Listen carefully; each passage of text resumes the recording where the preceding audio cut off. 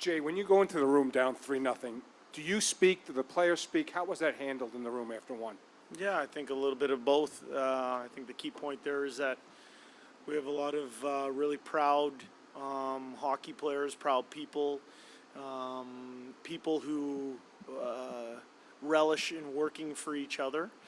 And none of us felt good about that first period, not one of us. Now, saying that, we hit 2 posts and we're in alone on the doorstep and we didn't convert, but at the end of it, we were down 3-0, and that was probably our worst period of the series. It was. In a series where we haven't given up a whole heck of a lot. So for us to kind of regroup and get things back on the rails. It started with 1, and we built it from there. What were your your thoughts on pulling Skinner? That's obviously a big decision. How'd you do it? Yeah. You know what? First of all, Spec, you know this. I've constantly touted that we have good goaltending tandem. I have belief in both of our goaltenders.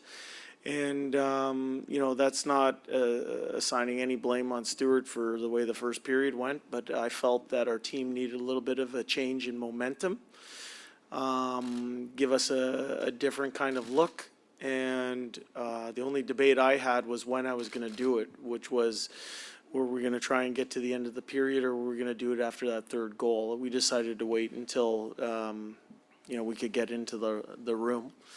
And once we did that, we kind of took off from there. Jay, right here. Yeah, sorry. It wasn't, to Mark's question, it wasn't just Skinner who saw or was pulled. It was Vincent Desharnais saw his ice time reduced. But what does that say about the type of team that you have, where you can move? Philip Broberg obviously being elevated, that you have other guys that can kind of fill in and get the job done. Yeah, well, you hear me say this all the time.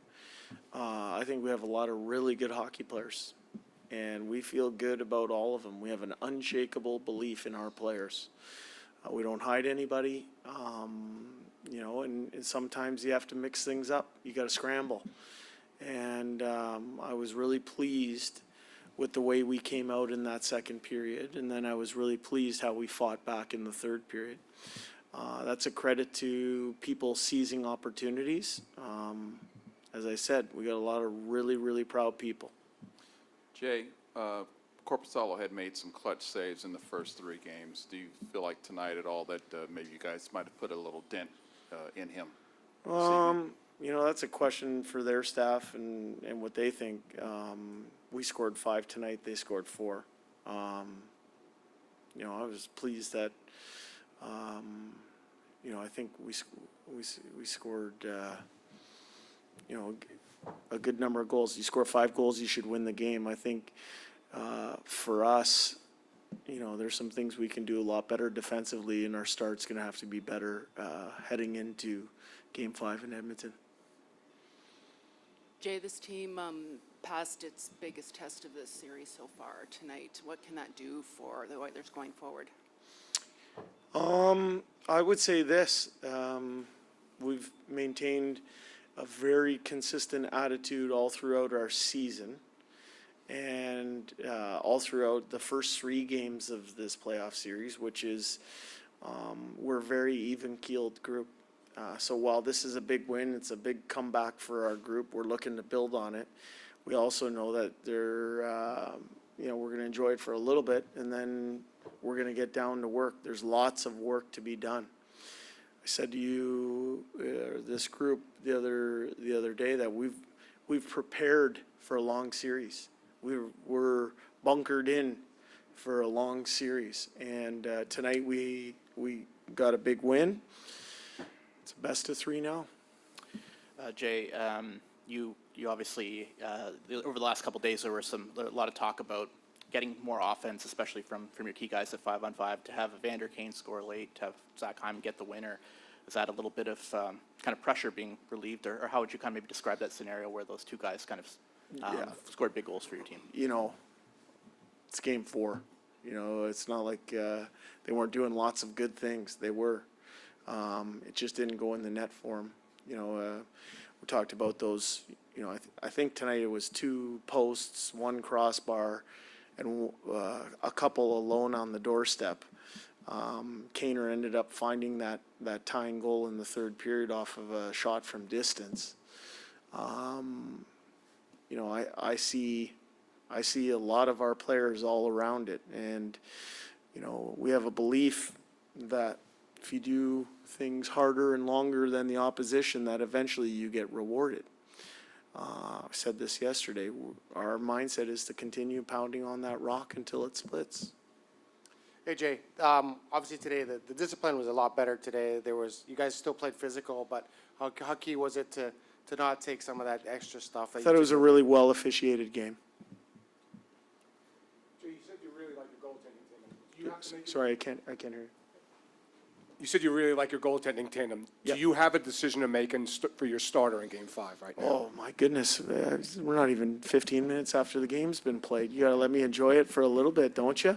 15 minutes, you enjoy it. We'll sleep on things and see where we're at after that.